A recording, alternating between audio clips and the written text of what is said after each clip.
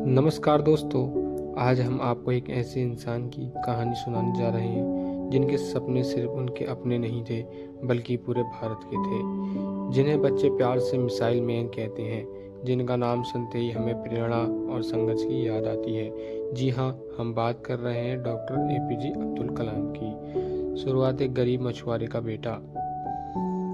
Doctor Abdul Kalam का जन्म 15 अक्टूबर 1931 के रामेश्वर तमिलनाडु के एक गरीब मुस्लिम परिवार में हुआ। उनके पिता का नाम जैनुद्दीन था, जो नाव चलाकर और लोगों को धार्मिक यात्राओं के लिए मदद करके अपने परिवार का पेट पालते थे। उनकी मां असीमिया एक साधारण और धार्मिक महिला थी। परिवार बड़ा पैसों की तंगी हमेशा रहती थी, लेकिन उनके माँ बाप ने अपने बच्चों में ईमानदारी और मेहनत का पाठ सिखाया।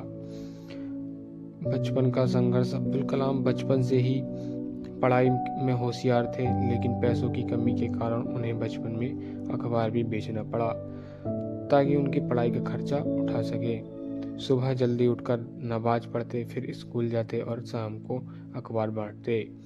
उन्हें बचपन से ही आसमान, पंछी और उड़ान देखने का बड़ा शौक था। वो घंटों समुद्र के किनारे बैठकर आसमान को निहारते रहते और सोचते, एक दिन मैं भी कुछ ऐसा बनाऊंगा जो आसमान को छू ले। पढ़ाई में आगे बढ़ना। कलाम जी ने रामपुरम स्वाट हाई स्कूल में पढ़ाई की।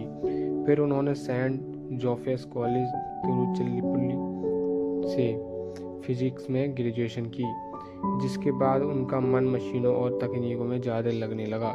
इसलिए उन्होंने Madras institute of technology MIT से एयरोनॉस्टिक इंजीनियरिंग की पढ़ाई की। यहाँ उन्होंने अपने सपनों की असली उड़ान दी। वैज्ञानिक बनने का सफ़र कुछ इस तरह रहा। उनका पढ़ाई खत्म करने के बाद अब्दुल कलाम ने DRDO defence research and development organisation में नौकरी शुरू की।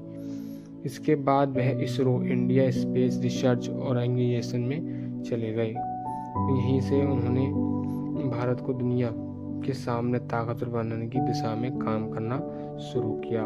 सन 1969 में उन्होंने भारत का पहला स्वदेशी सैटेलाइट लॉन्च व्हील SLV-3 बनाया, जिससे रोहिणी उपग्रह को अंतरिक्ष में भेजा गया। मिसाइल मैन का खिताब। अब्दुल कलाम को मिसाइल मैन ऑफ इंडिया इसलिए कहा जाता है क्योंकि उन्होंने भारत को अग्नि, पृथ्वी जैसी कई शक्तिशाली मिसाइल दी। उन्होंने भारत के लिए ऐसा रक्षा कवच तैयार किया जिससे देश आज गर्व से सीना तान कर खड़ा है। 1998 में पोखरण परमाणु परीक्षण के दौरान भी कलाम जी की भूमिका सबसे अहम रही। राष्ट्रपति बनने का सफर। अब्दुल कलाम का सपना कभी राष्ट्रपति नहीं था। वो तो हमेशा विज्ञान और बच्चों से जुड़े रहे, लेकिन देश ने उन्हें इतना प्यार और सम्मान दिया कि 2002 में भारत के 11वें राष्ट्रपति के रूप में चुना गया। वो हमेशा कहते थे, मैं जनता का राष्ट्रपति हूँ, मैं बच्चों का राष्ट्रपति हूँ।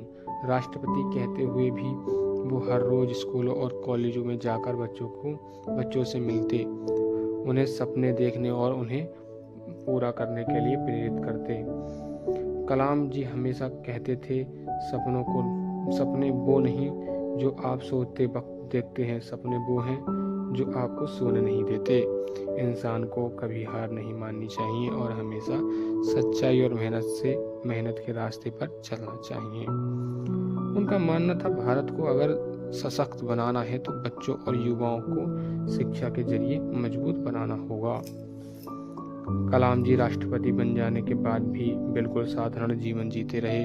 ना कोई दिखावा, ना कोई ऐशो आराम।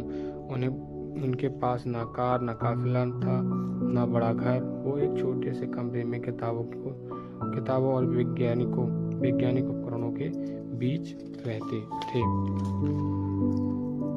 उन्होंने कभी शादी नहीं की। उनका पूरा जीवन देश और बच्चों को समर्पित था।